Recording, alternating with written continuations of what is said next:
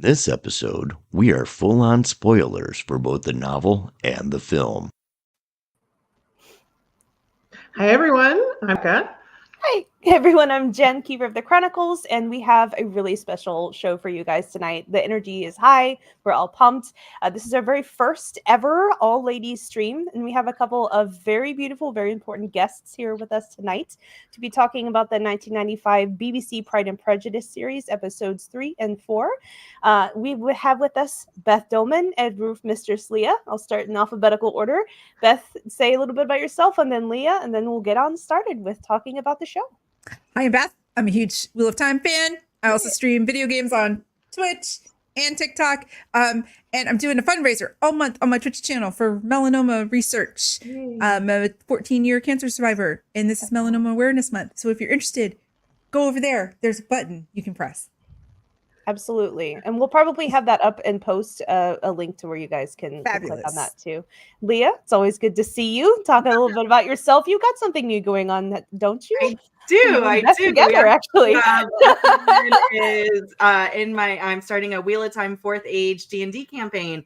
We recorded our first episode yesterday. It's a podcast that we're going to call the Chaos Cast. I got corrected today. It's a Chaos Cast that we're called under the title Time to Roll the Dice. And so follow us on Twitter, and I'm setting up a TikTok. It's going to be my first time TikToking, y'all. I got you, boo. I got you. But, you know, don't make her go home, right? Like, I've never edited things before, so I'm doing all the editing, and I'm like creating a whole new magic system. And like, why not add all this stress to my not busy life? So I am also a Mistress Leigh-A on Threefold Talk. We have on Mackier Talks on Thursday nights, 9 p.m. That's amazing. It's always good to see you. And we all have our tea and crumpets ready, actually, figuratively speaking, or I think Dana Luhu has actually some maybe. Yeah. We have alcoholic tea. The tea. Hey, mommy juice tea. Basic bitch with beer. You know what? It all works here because this is a pretty heavy, hot and heavy humid stream tonight. So let's begin. And whoever wants to dive into this it's a free for all. So whoever feels like the just moment overtake you, go for it. First question is, what changed from the source material, and did those changes impact your enjoyment of the show? Whomever wants to go first, take a bite out of it. So I feel like the source material they kept pretty much as intact as possible. The great, and you guys mentioned this during last week's episode, but the mini series format, having it over 6 hours, enables them to show extra stuff.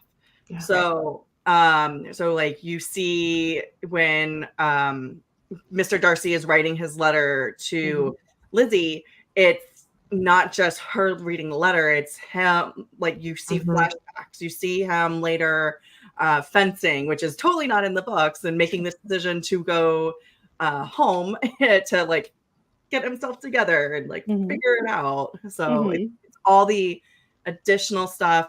Sometimes they're not located necessarily where they are in the books, but you get to see a little bit more about what the life was back then. And I think that's one of the reasons that this is people's favorite adaptations, is because it really is a great snapshot outside of what the book content, but like what life was like back then. Yeah, absolutely. That's a great point. I agree. I think that a book that is some kind of timeless, like any of Jane Austen's works, it's really great to see an interpretation of what daily life would have been because they're gentry, right? They're not nobility, but they're landowners, so they're gentry. So they're not necessarily like the everyday people, but they're kind of like upper middle class people. So it's kind of interesting to see the day in the life of somebody who has some means, but is kind of on the periphery looking in of the more upper echelons of society. And we see that quite a bit in this episode, in regards, especially with Darcy's aunt and, all of that. So I love this Regency period. It's one of my favorite historical, like as far as like reading periods. I love it. I feel like there's a lot of enlightenment going on. And I think the miniseries just did a really great job of expounding on Austen's original vision and making it very entertaining, but probably pretty realistic to what it would have been like to have been alive in those times. Yeah, absolutely. And we get to see how much actually Wickham really is not a good person, because even though it was pretty clear in the book, let's be real. Actually going back and seeing some flashbacks of like some scenes is an interesting take, and there's not a lot of other adaptations that do that, and this BBC series kind of like fully focused on that, which is great, because it's better than just like kind of voice over lettering, like even like the early 2000s one, you just kind of get a voiceover of letters or see letters that just actually like zooms you into it, which I really appreciated. Yeah. Yeah, I absolutely agree. I mean, I think in general, as we've been talking about, like any things that are left out are small and Kitty bomb, love it. So, I mean, like I will notice, because I've read this particular book so many times, like I'll notice when there's like maybe certain lines from the letter that didn't make it in or whatever. Like it's not like, I think they did just generally try to keep it. And like, and even like you said, the additions that the fencing scene, which is just totally added. But I did in particular really like how they handled adapting Darcy's letter, because Darcy's letter is such a huge, important part of the book. It's like really where everything shifts. So it was so important, to do that. And we've seen them adapt other letters, and they kind of use similar techniques, but they kind of go even further with this like one most important letter with how they're doing it, like showing Darcy writing part of it. And then like, the cuts to the flashbacks as he's, telling the story of Wickham. And for whatever reason, that one shot of like Wickham with like the woman, like, Darcy opens the door and like Wickham's there with this woman, like that is an image that really like sticks. Yes. So that was really good. And then, so that's just part of the letter. And then we kind of cut away from it. And then we get the rest of the letter, like with Elizabeth. So they're really like mixing it up, mixing in the action. There's like a break in it where like Lizzie goes back to, the Collinses and like, has a little side bit with Mariah, and then, goes off and finishes the letter. So it's like they're really breaking it up and expanding it and making it work dramatically, which is hard to do with like just pages of text that someone's just writing a letter. It's super hard. Right. Yeah. Right.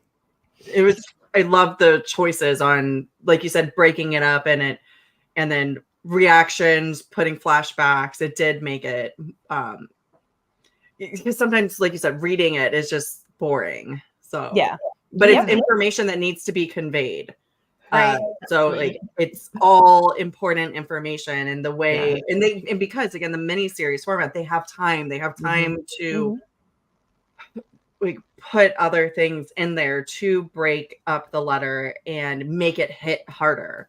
The other thing I want to like point out as far as something that's added, even though it's not like content wise, it exists in the book, but Darcy's proposal to Elizabeth, there's no dialogue in the proposal until after, like when she starts refusing him. And then there's dialogue between the two of them back and forth after that. But the part where he's actually proposing, she's just like, it's written that he does, but you don't have him actually like giving words. So they had to create that dialogue to create the proposal scene, because of course it was necessary. And to me, what I love about that so much in this particular adaptation is like this line where he's like, you must allow me to tell you how ardently I admire and love you. Like that feels like Austen. Like it feels it really does. Right. It totally does. It should have been taken from the book. Absolutely. It's so, to me, like that line is very integral to like Pride and Prejudice, and Austen didn't write it. It's amazing. But it sounds like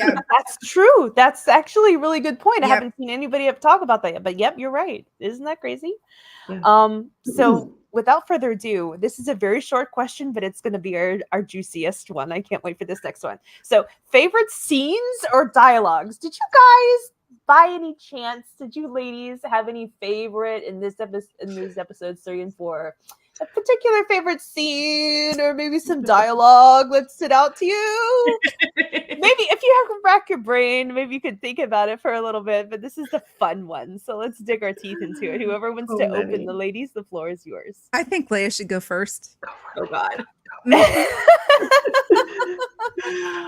I loved when they're all sitting in Darcy's aunt's living room, and she's talking, and Collins would start to talk, and then he would just, and then she would, and just the physical comedy that was there. And Collins, like, he just makes my skin crawl, but the actor does such a good job about him, like, wanting to interject and like impress his mistress, and then be like, oh no, she's talking, I gotta stop.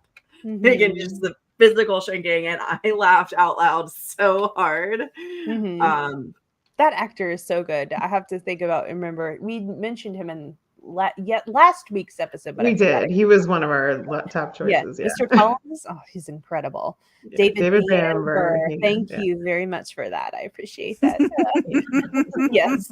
So my favorite, obviously, is Darcy's, and this is spoilers for those who don't know Pride and Prejudice. All right, let me put my little ticker here. Actually, it's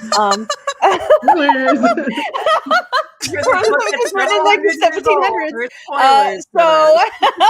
1700s. Is with Darcy's first proposal to Elizabeth. The way that it was done with him pacing back and forth in the room and her sitting, the clock being on the mantle. For some reason, like that just showed like the time ticking by, and which oddly enough, the time never moves. It's always at like 6 something or whatever. I've seen it so many times. I've noticed the clock, like the time on the clock actually doesn't move.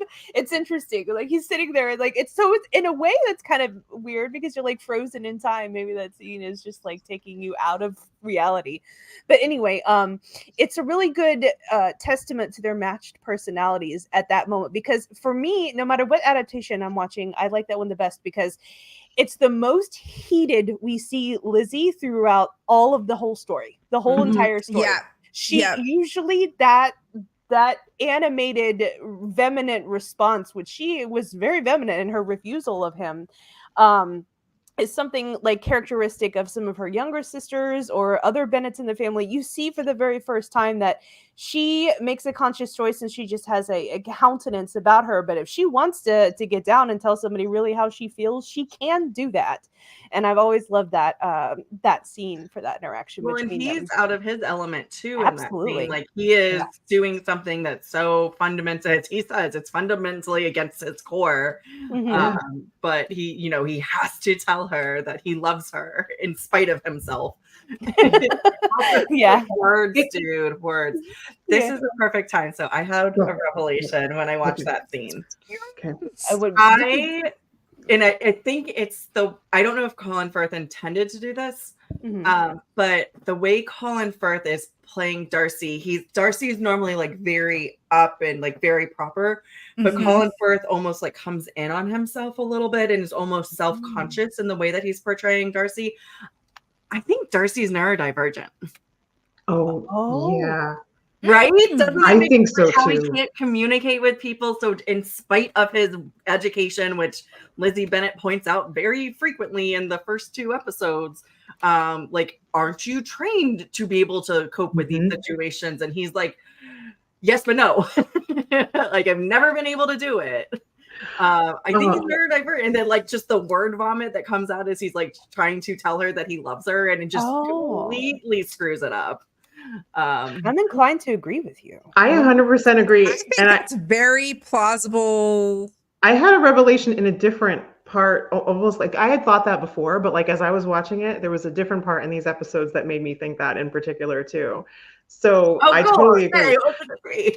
So the part that really stood out to me, because I think this is a big thing with Darcy, is that like it's commented on in the books, even that like he's different in different situations, right? So like when he's around people that are unfamiliar to him, he like shuts down. Like and it's commented like Fitzwilliam comments on like how like like kind of leading Lizzie to realize like, okay, he's not always like this. Like sometimes he's more talkative than this, but he just like shuts down when he's in unfamiliar places, like when he's at Longbourn, around people that he's not comfortable with, he just shuts down.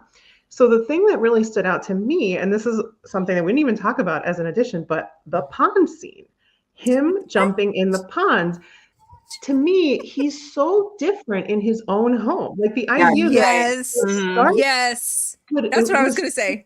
Yes, but he's in his own home. This is where he's comfortable. This is his place. So the fact that he can like kind of let his guard down in that way and jump in the pond and he'll be wet and his servants will just like, and we'll take the, his stuff and he'll go in and he'll get changed, like that. He can do that. He can like kind of relax. I think that is like a huge like sign of how different he is in his own comfort and space. Well, that's such a neurodivergent thing, is like you're yourself in your surroundings, but when you get removed or your comfortable places, whether it's work or home or there's like locations where you can just relax and like take off the mask. But when you're outside of those situations, it's very uncomfortable. You put on that mask and but you're just like, you're stiff. You can't move. And I'm just like, what? So I'm glad that you picked up on that too. Yeah. It's funny that we picked up on it in different spots, but like, yes, totally. Yeah. That's an awesome thing. And Colin Firth really does because he does the like in the King's Speech, he's very good at that. Like I'm kind of like self-conscious, like it's almost like his bit a little bit. In many of the movies that he's been in is. I love the King's Speech. I love him in that. So good. Yeah. Did he win the BAFTA for that? Did he win a BAFTA? I think so. Yeah. He Pretty should have. sure. He didn't. Yeah. That was amazing. I was like, okay. I was entranced by everything. So, okay. My favorite is the pond scene. I just love it. Because here Lizzie is, right?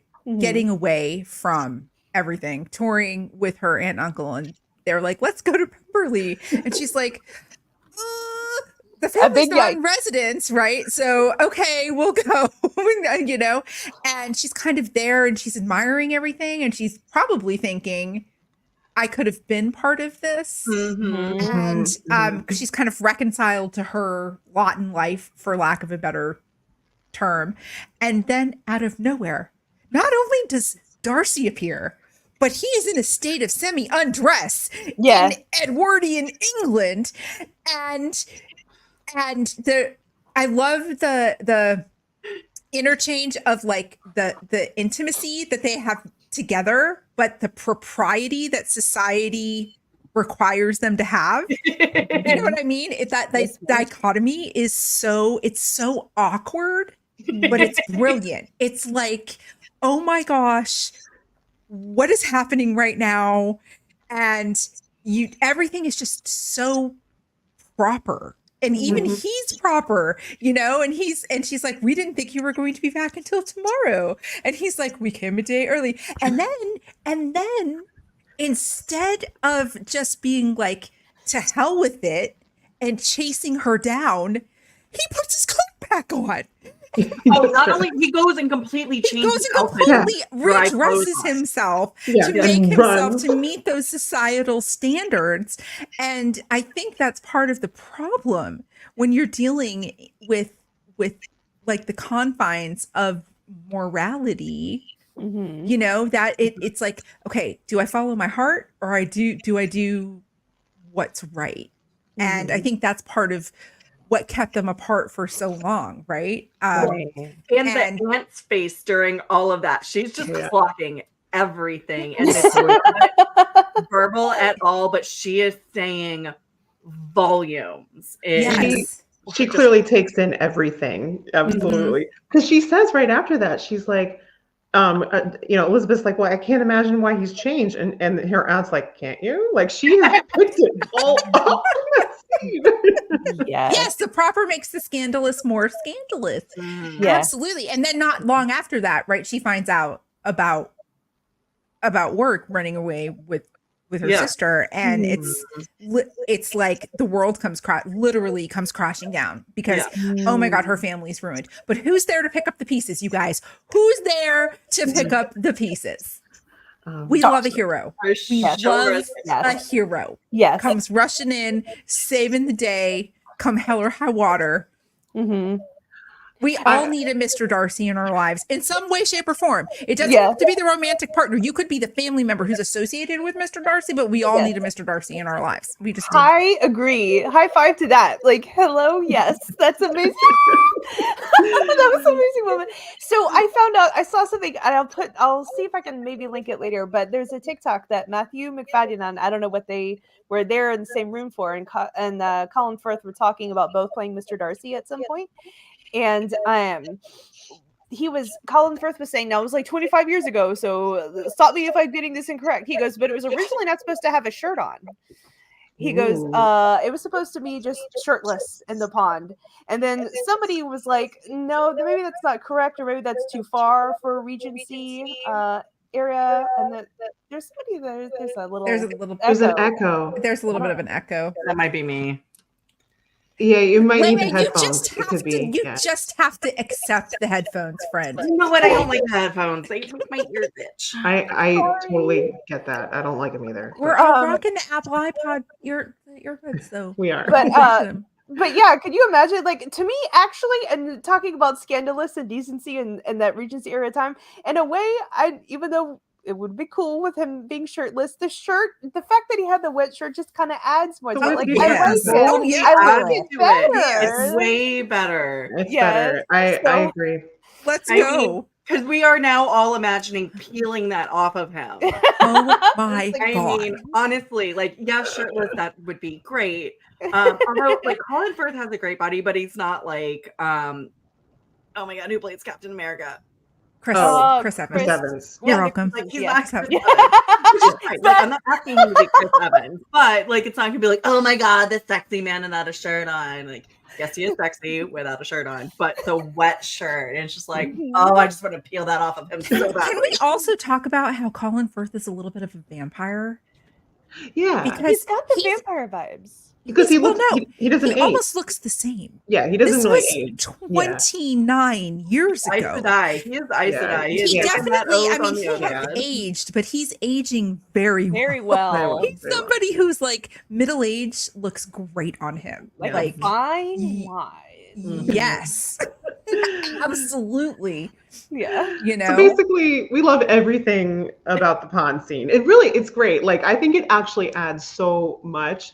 And even just from like the standpoint of like, okay, we're putting Colin Firth in a wet t-shirt contest. I love it because listen, how often do you have like a story that's like written by women, like a woman is the central character. The man, he is the love interest, right? Like he is the love object in this story. And like, we just don't see that all that often, where like we're acknowledging that. And so, yeah. And just there's such an awkward like meeting between the two, and it just adds a layer to that. And okay, how relatable is Lizzie's line where like after he goes into the house and she's just like, we have to leave immediately. Yes. She storms off. That is the most so flustered. She's like, real. No, it's so real. Yes. Oh my god, yes. I would be like, anybody would say that. Anybody would say that in that moment. Like, yeah. Running away, run away. She even does like the handshake. We have to leave now. Yeah. I am panicking. Yeah. If I could have dived behind like the flower vendor or something, I would have, but I couldn't. Totally. Yeah. Oh god, it's so good.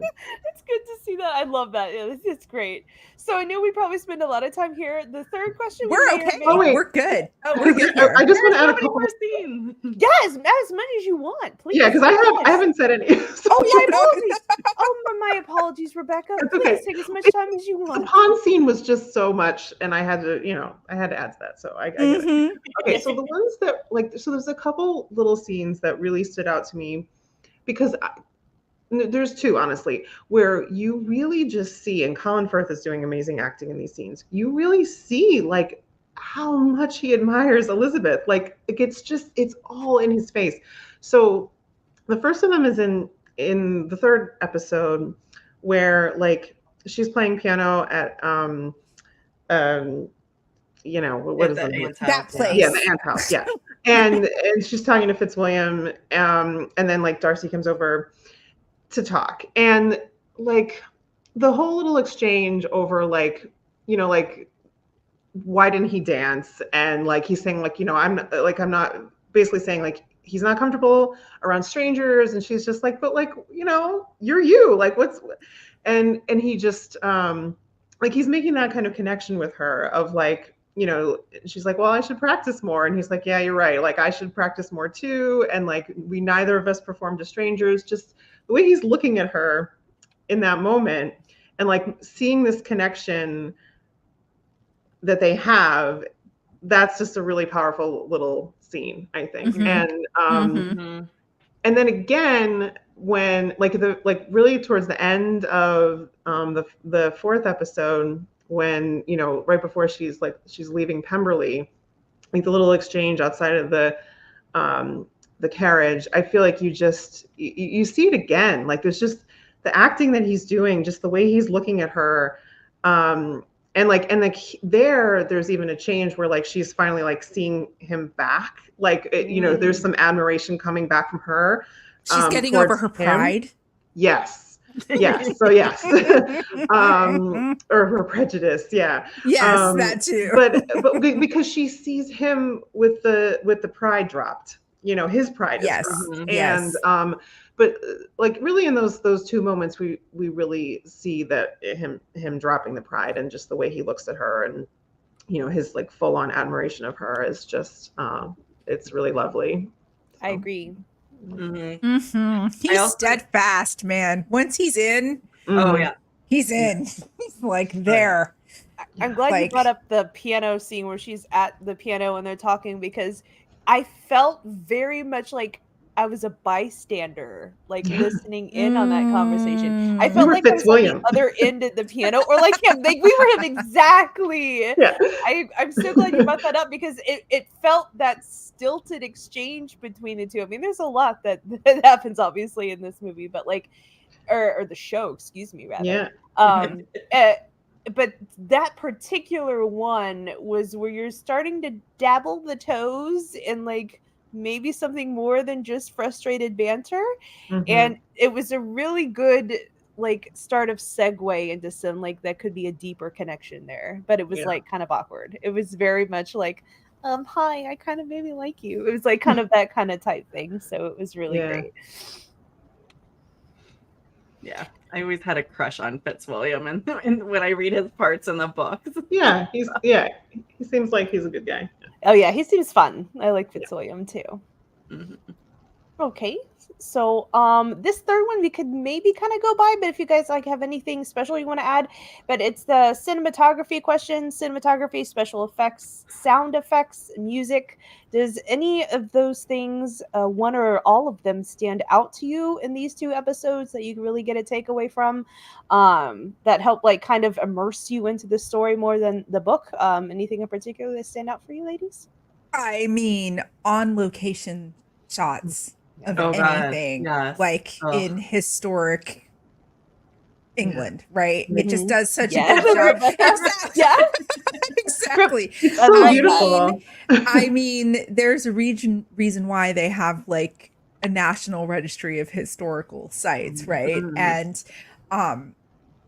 it transports you there. They're literally on location in places where scenes like this could have happened to real people. 200 years ago, right? Like like there could have been a young miss who fell in love with a wealthy man, and I mean like, or a wealthy miss who fell in love with somebody who was a poor man, and maybe they I mean, there's so much history there, and it just transports you, and it just does so much. It does so much more than creating a scene in a studio, or a what is the word I'm looking for? the sound creating. stage and Soundstage, yeah. Yeah.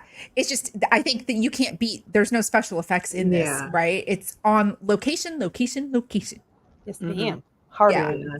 Yeah. Well, and that was a big difference over the 1940s movie.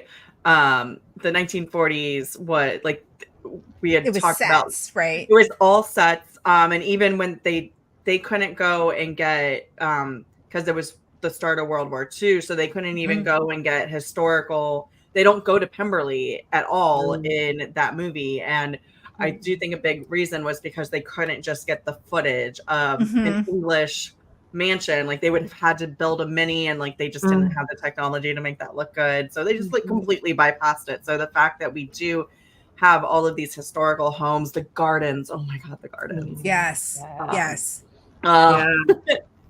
Totally. Like Lizzie, like climbing the peak, and like, oh, I mean, like that's just, it's really gorgeous. Yeah. Listen, I'm a homebody, but if I looked outside my window and that shit was like outside, I would tell you, it'd be one of the few things that would like put me out into the scenery. I'd be like, okay, you know what? I'm going to be outside today. I'm going to touch some grass.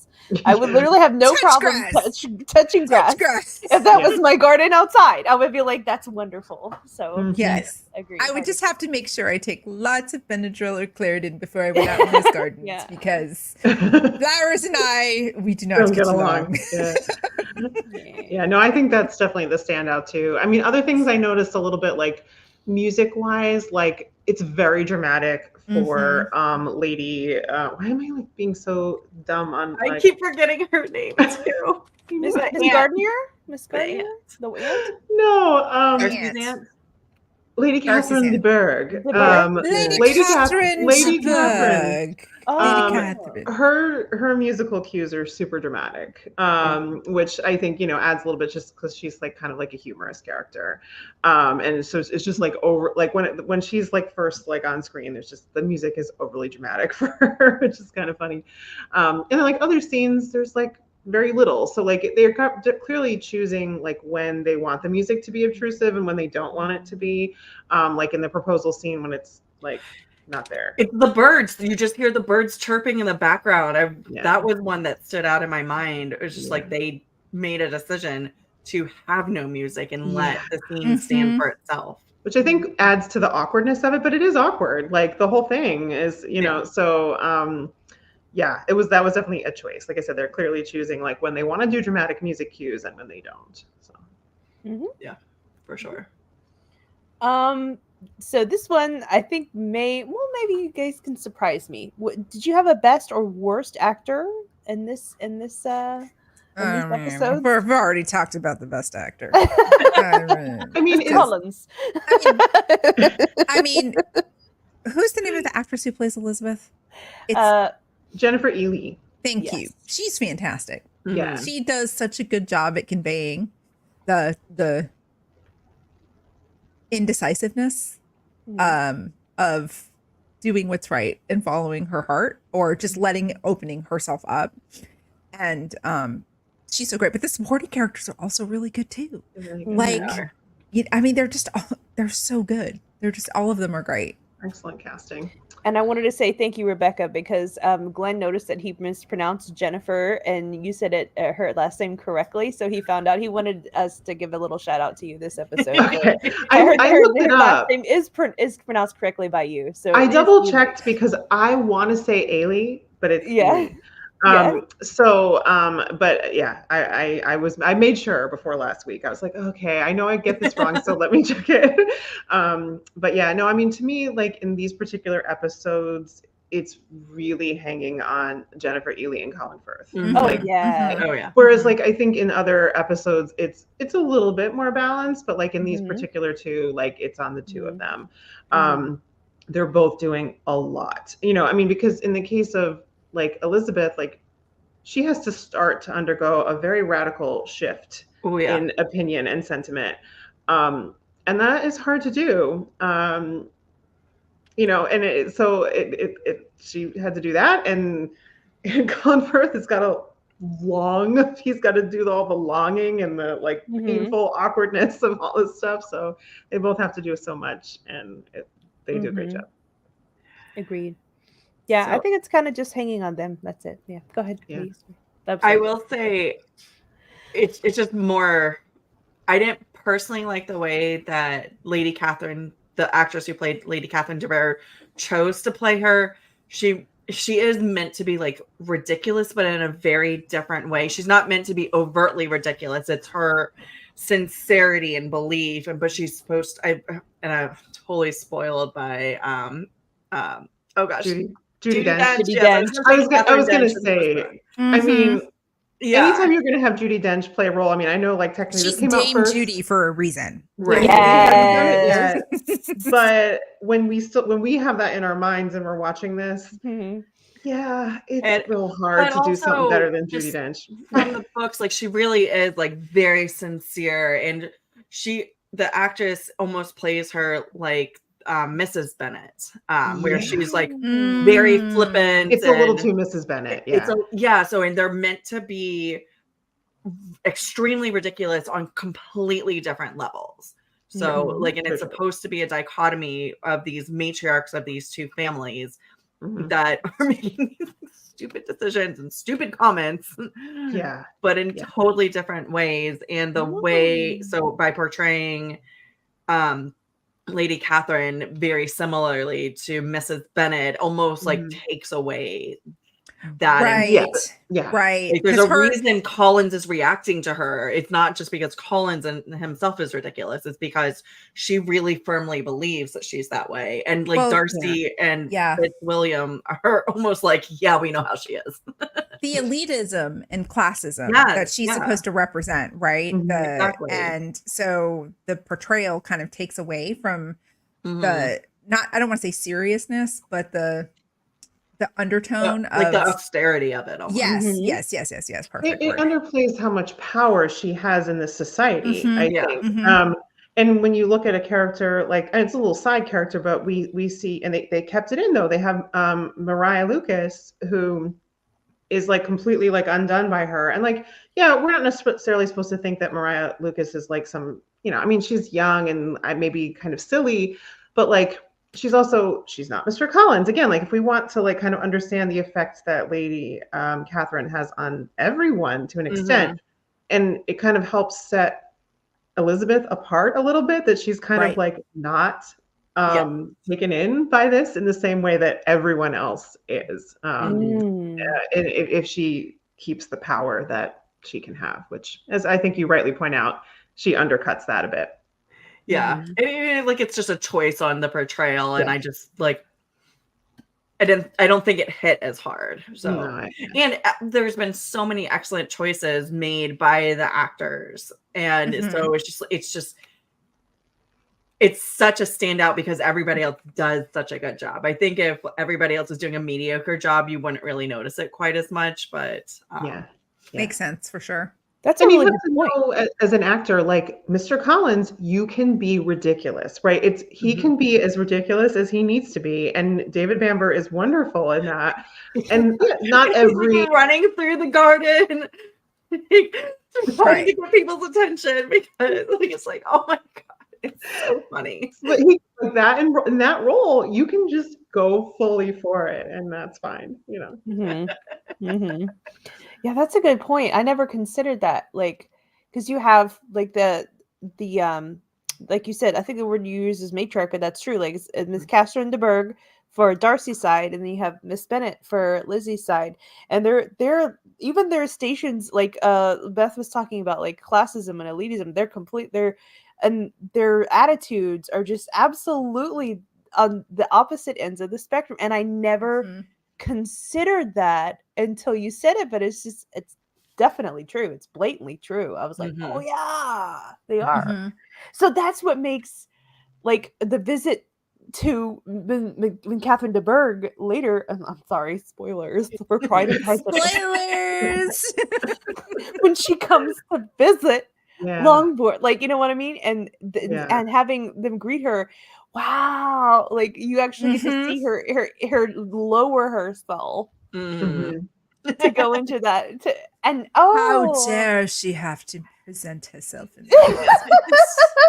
You She have a has very to tiny sit. garden, ma'am. You have a very small garden. She has to sit in a Yeah. room where the windows are full west. Yeah. Oh, goodness gracious. That's a new Oh, like dear. first world problem that gives a whole other like meaning and definition to like first world problems.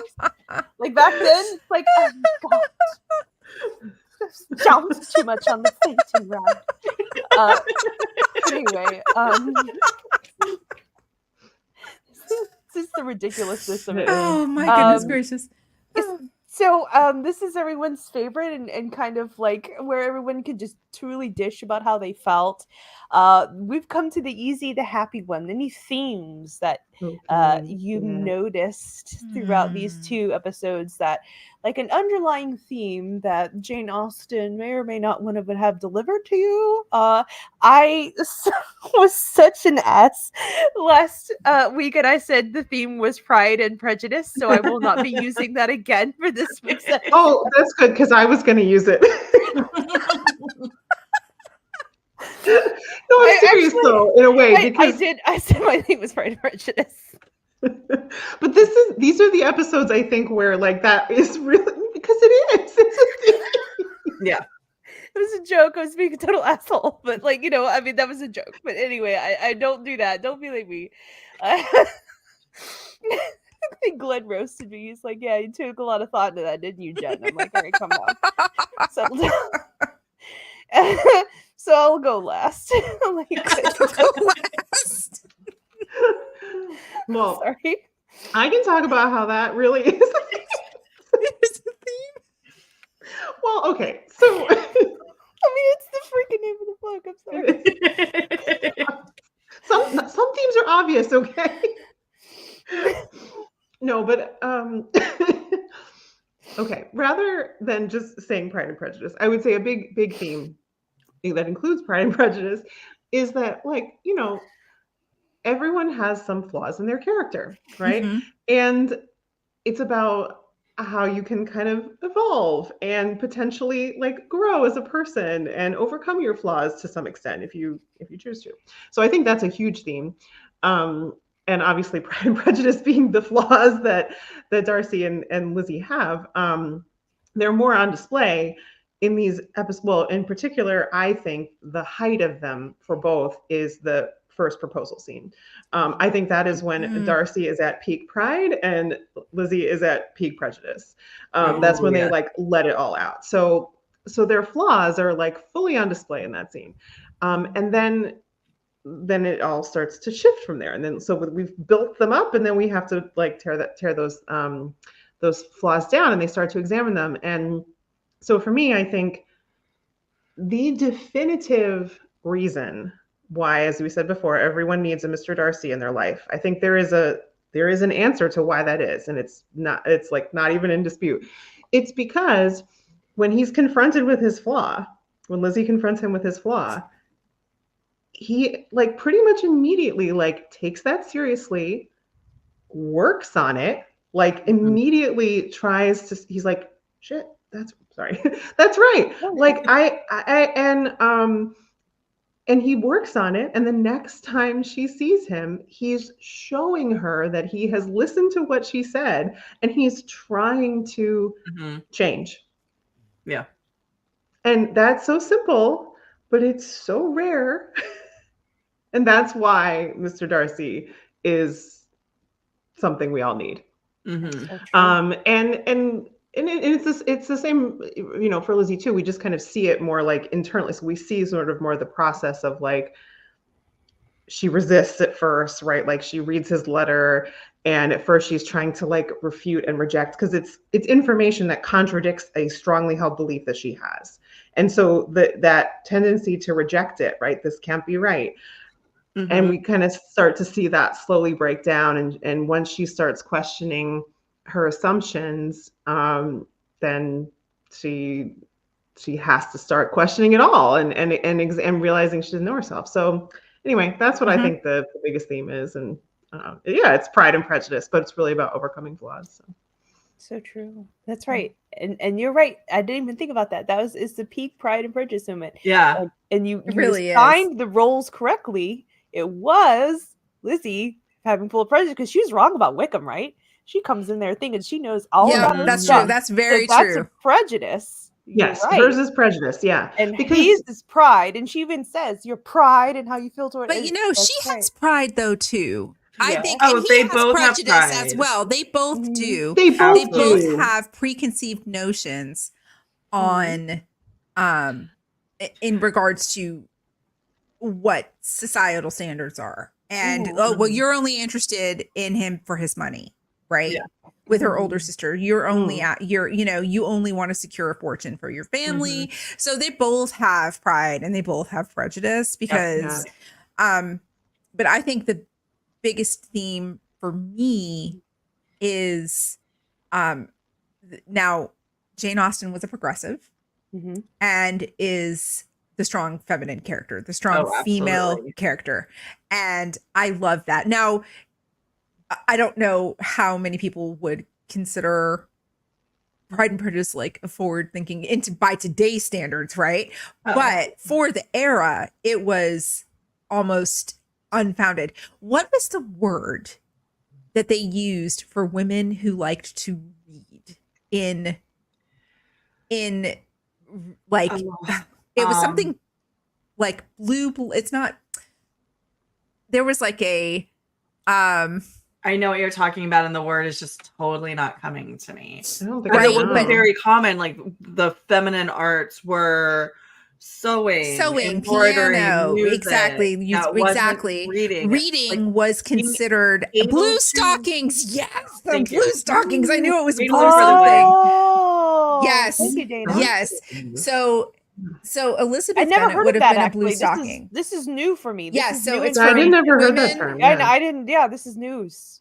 Interesting. So women who were striving for intellect, for to be aware, enlightenment, right? They were considered, it was off-putting for a lot of men. And I love how Jane Austen made her lead not like a silly willy, like Yeah. just mayfly kind of like Mhm. wallflower kind of comes into this situation. This is who she is. She is authentically herself the entire story. Whether you like who she is at first or not, she never deviates from who she is in her core. Somebody who fiercely loves her family, Mhm. somebody who has values and isn't going to deviate from what she thinks is correct, but is humble enough to admit when she was wrong. Well, she even says at the beginning that she would only marry for absolute love, and like it's not for station, and she's very consistent with that. She says no to Collins, even though it would benefit her family. It would be like, that is strategically a very smart move. She says no to Darcy, like knowing that he is extremely rich, and having just had this conversation with Charlotte, and Charlotte's like, I sent him out to the garden and I insist that he studies in this room and I stay in this room and we see each other for a couple minutes a day and that's it. And I am content. Like, she has had a conversation about how to manage a lifestyle where you can marry and have it be acceptable. And Lizzie's just like, nope. Right? Yeah, but she wasn't in love with him then, right? No. She was not going to deviate because she always believed, like, I would rather be a spinster than marry somebody for convenience. Or exactly. Regardless of how much money they have, and it is proven, like, she will say no. So good for her. While you guys are talking about this, it made me think of a line that I meant to mention earlier and I didn't. It's when like Darcy's asking her like what she thinks of Pemberley, and she's like, well, of course I like Pemberley. Anybody would. And he's like, but your good opinion is rarely bestowed and therefore more worth earning. Like, yes. That's a good line that line. about her. Yeah. So good. And it so shows good. that he knows her so much. Yeah. Like, he understands her. And he appreciates that about he her. was that quiet neurodivergent kid in the corner paying attention to the girl he has a crush on. Well, yeah, and because he already knows that she will turn down the money, right? So if she says she likes it, it's not because she's just attracted to the fact that it's exactly. Yeah, she's not seeing the dollar signs or the pounds or whatever. And she wasn't that impressed with Rosings Park. It's like that. Okay, fine. That's just like a rich house. Like, who cares? But like, she has a different vibe at Pemberley. True. Yeah, good points. My theme is. Oh, no, sorry. No, I thought no. I said I would go last. I apologize. I'm so sorry. I think one of the big things is discovery. So whether it's self-discovery or discovery of other things. And there's a lot of that going on. So the conversation where they're at the pianoforte and Lizzie and Fitzwilliams are talking, like there's discovery there. They're both discovering a little bit about themselves. They're discovering about the situation. Other people, like the aunt who's touring Pemberley with them, like it's discovering these things about both Darcy and Lizzie. So there's just a whole bunch of discovery going on throughout these 2 episodes. It really is the pinnacle of the, like, we're laying all the cards on the table and then we're gonna see what happens. Yeah, I like that. I wouldn't have thought about discovery, but you're very much right. It is, because that's the only way, now that you mention it, that's the only way you can get through Pride and Prejudice, is discovering new things and discovering you didn't. So that's the what's it's the not word? just The discovering medicine. new things, it's taking that information and then doing self-discovery and overcoming your pride and overcoming your prejudice. True. Right. Like, I think that, like, you're so right, because it's like that confrontation that they have, it's what forces them to discover things about themselves. Like they're like holding mirrors up to each other and then having that realization. And then they start to do something with it. Like Darcy being introduced to the gardeners and like actually being open to talking to them and like discovering that like there's, you know, these are good people. Like he might have dismissed them, but now that he's open to like not dismissing them, like there's something to discover there. Lizzie going and talking to her dad about Lydia going to the shore side and being like, do not let her do this. She is making a fool of all of us. And like having had that conversation with Darcy, being told like your family is ridiculous. I thought poorly of you because of your ridiculous family. And Lizzie is begging her father, don't send Lydia. She's going, like, and the dad's like, she's got to make a fool of her. Like she's got to hit rock bottom somehow. Oh God, yeah. And Lizzie's like, no, this is literally going. It's like it's going to reflect poorly on all of us. Nobody's going to want to marry us if Lydia does something stupid. And it comes almost. If it hadn't been for Darcy, it would have come true. Like they would have all been shamed by Lydia's behavior. Right. And that was how another way they actually showed like a part of her discovery is like, again, in that letter scene, like the things that they're adding on is the part where he's mentioning like the indiscretions of her family. Then they show these scenes. So it's like, she's remembering, she's like, oh yeah, they do kind of suck, don't they? So yeah. Well, she acknowledged, like, you know, she's embarrassed in the moments, but then when it is put back, she's like, it's even worse than I thought it was. Yeah. She's like, maybe she's like in self-denial, and during those moments, like maybe nobody else is noticing them, but yes, they totally notice them. It's one of those things where like in the book, you can kind of get it in. I notice in the book, like when she's reading the letter and she's sort of thinking like, well, okay, like, yeah, maybe like my mom and my sister, but like not my dad, right? Like never my dad. And like, and like you can see that like she's not fully aware of some things that like are more obvious to other people, because she's got a blind spot. She loves her dad and he's good to her, and you know, he's more sensible, but he has his faults too. Well, and they also haven't had a lot of exposure to people outside their little town. So like everybody in their little town, like Mr. Lucas is in his way ridiculous. So like the Lucas sisters are ridiculous. The Lucas mother is ridiculous. The aunt that lives there is ridiculous. Everybody is ridiculous in their own ways. The soldiers that are there are behaving ridiculously. So like they're all just like these cute little caricatures of human beings, and that is what the society has created. Like that is how they like. It's the they've stormed and normed and conformed. I'm so glad that you brought that up, because you know what, since you mentioned that, no one had brought it up, but it's so true about how she's like, Dad, don't send her over to Brighton, or excuse me, the shore side. That's right, you're so right. No, we hadn't brought that up earlier, but yes, that was a very integral scene, because you kind of get a glimpse into Mr. Bennett's character of maybe, I don't know, he's not the stand-up dad you may think he is, because that is a truly irresponsible act, especially for that time. It is, I understand, but again, in that society, like today, it would totally make sense of like they need to fail so badly that then that's going to be the only way that they're changing their behavior. So, but it's not today's society. It was back then when one person's failure had implications on the whole family. And, especially as the daughter, like sons could get away with so much more, but the women could not. You had to fit in this box, and God forbid you got outside of that box. Right. Yeah. Right. And unfortunately, the failure wasn't really even letting her go to Brighton. I mean, like that wouldn't, like keeping her home wouldn't have solved the problem really. The failure was like the upbringing of Lydia, right? Like that she has like no character, she's just totally silly. She's the fourth daughter, right? Is she the third or the fourth? She's the fourth. The fourth daughter. She's the youngest. Yeah. No, she's the second youngest. Lydia's the youngest.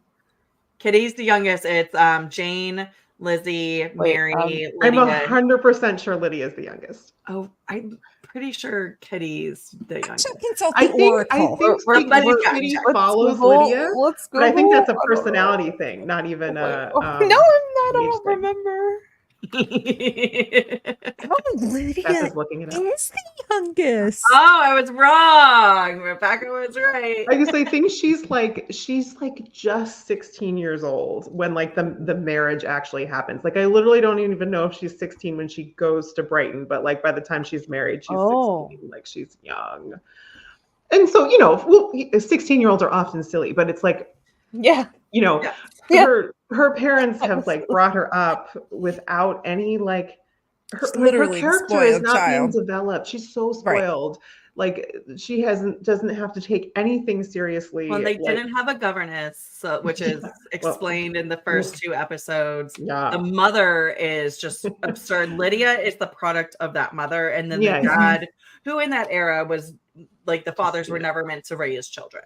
So like for better or for worse, like the dad, like him being like, she is just a silly little thing. Like, but he says that to all of them. He says that to Lizzie. He says it to Jane. He's like, you are just silly little things. So the behavior of Lydia is now be compared to Lizzie and Jane, who are definitely not silly little things. Yeah, he occasionally says they're all silly, and then he'll like maybe when he's like not joking as much, he'll be like, okay, well, not Jane and Elizabeth. Like you guys aren't silly, but your other sisters are extremely silly. Yeah. Right. And I think that's like oldest children syndrome too, because if you have that many younger sisters, if you're like if you're an elder sibling, you know what it's like to have sillier younger. Are we all older siblings? Are we all older siblings? I'm the oldest. Oh my god. Oldest. Yeah. Okay, we're all oldest. Oh god. That's so funny. Okay, I think it speaks for itself. Oh my god. What is the we didn't know I love that. my younger sisters if you're watching this, but like we're all discovering things about ourselves. That's hilarious. Okay. So I was just actually going to segue into that point. Ladies, you've hooked marvelous themes. The only thing I was going to say is that it pays, even no matter like what your station is, what your class is, how back in the day you were, if it's modern day, if you're silly and you're too not wise to your surroundings, you can get taken advantage of, and it just pays that you're going to make better decisions in life. You're going to have a better life if you just be aware. Awareness can help you in a lot of situations. Absolutely. I think a lot of where Lizzie gets her wit from and her understanding of people, and what Colin Firth as Darcy, I guess in this case, but it's just Mr. Darcy, isn't at the beginning, he's not really aware because he's not paying attention to the people underneath him. And as he lets go of that, he just becomes more aware of his surroundings. And Beth, already mentioned it, and Leah's already mentioned it. So it's kind of like on the same parallel as something you ladies were already mentioning earlier. But if you're just more aware of your surroundings and the people around you, and like try to take things in, you're just going to have a better fit for the right person that you will need in your life. Your Mr. Darcy may be there. Who knows? You just have to be. And you know what? Just putting it out there. Just putting it out there. If you don't have a Mr. Darcy, that's okay. Yeah. That's totally okay. Right? Yeah. Like, just had to put it out there. No, I agree. And when I was saying that before, like, we all need a Mr. Darcy. It's really just that, like, it doesn't need to be a romantic partner. Like, someone else said that. Like, absolutely. But it's the idea of like having someone in your life that you can say to them, hey, this is something that you're doing that's not right or not okay. And that person would actually like care about your opinion enough to be like, oh yeah, you're right, I should think about that. Like that's it. Just that you can take you seriously enough and like respect you and care about you and love you. And it doesn't have to be the romantic love. Correct. It could be the like the sisterly, the brotherly love. Right. And it's good for somebody, if you're being Mr. Darcy right now, it's good for somebody to, kind of come into your space and check you when, accountability partners, whatever you want to call them, to help, because I think we all have our own pride and prejudices, right? Oh, absolutely. And so to have somebody that can give you different perspective, it's super important to grow as a person. And it's one of those themes of like the human experience too, right? It doesn't just have to take place in Regency England among, upper echelons of society. It's everyday people in everyday circumstances. And I think that's one of the reasons why books like this are still so relevant today. Yeah. Because even though the times have changed, the scenery is different, the atmosphere is different, the human experience is still the same. Right. The human condition is still the same. And I think that's why books like this are timeless, and you can still find, associate, like put yourself in their shoes and experience what they're experiencing and feel connected to these characters. So I do want to add one more thing to everybody needs a Mr. Darcy, because another thing that he does, in addition to accepting the feedback, he also listens to what she's saying, and she's like, and he goes, here is something that is like, if I tell you this and you tell people, it will be mortally, like it will ruin my entire family. So, but he tells her why Wickham. He's like explains, he's like, look, there's a reason that like it's not what you think, and here is the truth. I'm trusting you explicitly. Like he doesn't even ask her not to tell anybody. He's just like, here's what happened. And like that could have gone if he had told Lydia that. Oh my God. Can you imagine? Yes. But that's where, again, I think the judgment and the respect comes in, because he is paying attention to everyone at first, but when he starts paying attention to Lizzie, then he really pays attention to her, and he's like studying her in great detail. And he does have that genuine respect for her, to where he's willing to lay that out on the line for her, knowing that she won't. Like he knows that she has the correct discretion and that she won't treat that information in a way that would hurt him. Yeah, exactly. So that's that, like he was observing her and having that like legitimate, or she earns that respect from him. And she doesn't lose it even while criticizing him. And I think that goes a long way towards her, gaining respect for him too, that he was willing to put that on the line, like the way that he did. Right. For sure. Yeah. This has just been amazing. I think I have not experienced a session where we take something, and I think we've encompassed you ladies have been integral in breaking down and making this such a like it's already a good book and a good film, but I love how we had like this exploratory time with like views and different Yeah. stuff. Like this was like this is incredible. I learned a couple things today. I learned about blue stockings. I learned about like the discovery things. Like I learned a lot. I myself learned new things just from this conversation, and hopefully the viewers now or later will be able to learn some things too, because I think this was a really heavy and beautiful conversation. And I want to thank you ladies for being. I Well, also thanks wanted, for having me. Yeah. I also wanted to apologize. I forgot to do something at the beginning of the stream. I should say that was written and directed by Simon Langton and Andrew Davies. That's something that we say at the top of every stream, and I just totally forgot to do You were that. just excited for the conversation. I was We forgive you. Conversation. But before I go with the closing, I know you ladies are once again. I want you to Rebecca, you too.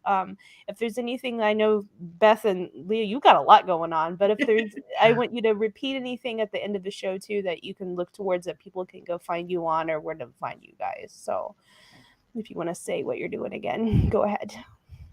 I'll be real quick because I'm not doing that much, but I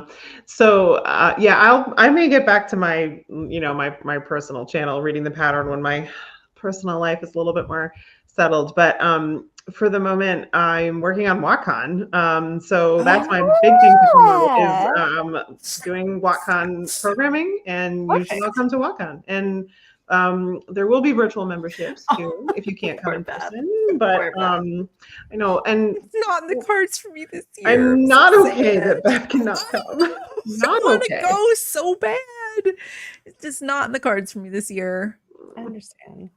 Anyway, But all right. anyway, So it's very sad, but otherwise, WatCon. That's awesome. That's awesome. Hey, that's a lot. Good for you. Thank you for that. All right. there. Mhm. I play video games. That's awesome. I just hit More of that. 1,000 followers on Twitch Congratulations. last month, and 5,600 followers on TikTok this weekend. Nice. I am doing a charity event all month long on my Twitch channel to raise money for melanoma awareness. I'm a 14-year cancer survivor, so I said that at the beginning, but in case you just got here, went through a year of melanoma treatments in 2010, so it's near and dear to my heart. This is Skin Cancer and Melanoma Awareness Month. Wear sunscreen. Wear a hat. Get checked if you have moles that you don't think look normal. Be like Lizzie and wear the hat. Yeah, wear a The bonnet. Wear a bonnet, wear a visor, wear sunscreen, wear sunglasses. Yeah, you only have one skin. You only have one body. Take care of it. So anyway, thanks. Leah. Oh, yeah, I'm also on Way on the Leaf. Yeah. I always forget to mention that because those guys are so chaotic. I love them so much. Sunday nights, normally 7:00 Eastern time. We took a break tonight, but I am on Way of the Leaf with Dan and Ryan and Jensen, and we deep dive into Wheel of Time and stuff, and it's great. And I love those guys, and they're amazing. And Sunday nights, 7:00.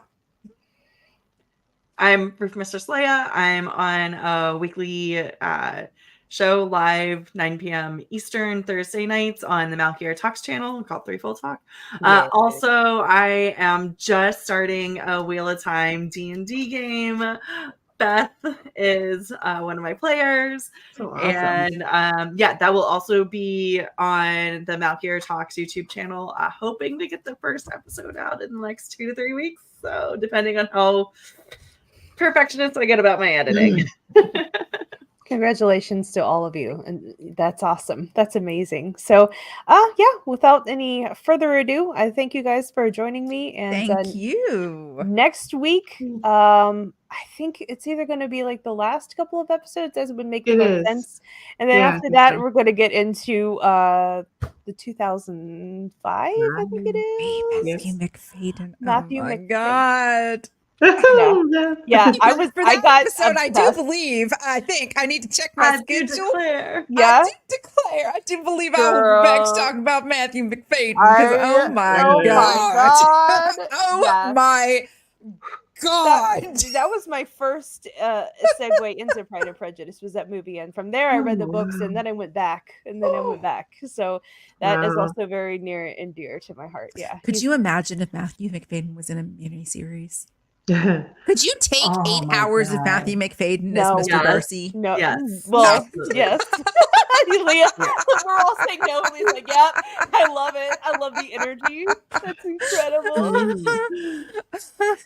So He good. was perfect for it, and the fact that he hadn't even really read it before he started acting. I'm like, Oh, "Are is you that kidding right? me?" I didn't Yeah. know. Yeah, I was like, he read it afterwards in parts of during, but he was like, he just read the script mostly. I'm like, okay, that must be nice to be that talented. Anyway, Yeah. all right, I'll play the outro. Thanks, guys. Okay. Thank you. Bye. Bye. Bye.